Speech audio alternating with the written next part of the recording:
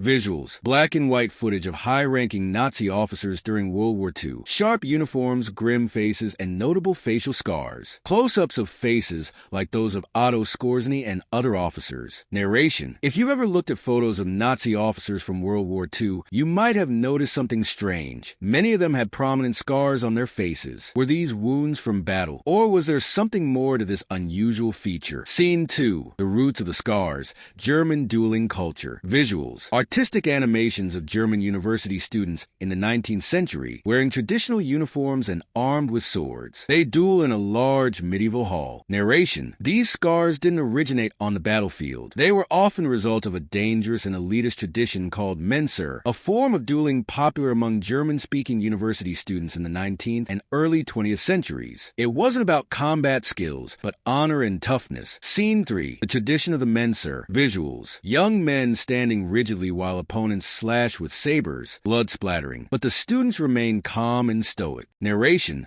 Menser was different from typical sword duels. The goal wasn't to defeat your opponent, but to endure strikes to the face without flinching. Scars were a badge of pride, signaling courage, discipline, and membership in an exclusive group. Cutaway animation. After a duel, a student is stitched up by his peers. He looks into a mirror, proud of his new wound. Narration. To many, the resulting facial scars, called Schmiss, became marks of honor, proving a man's strength and willingness to endure pain for his beliefs. Scene 4. The connection to Nazi elites. Visuals. Transition to the early 20th century with rising nationalism in Germany. Young dueling fraternities merge ideals of militarism, masculinity, and elitism. Narration. In the early 1900s, many members of these student dueling fraternities became part of Germany's political and military elite. The scars they earned represented a deep connection to values like bravery, discipline, and Germanic pride, ideals later embraced by the Nazi Party. Visuals. Close-ups of well-known Nazi figures with scars,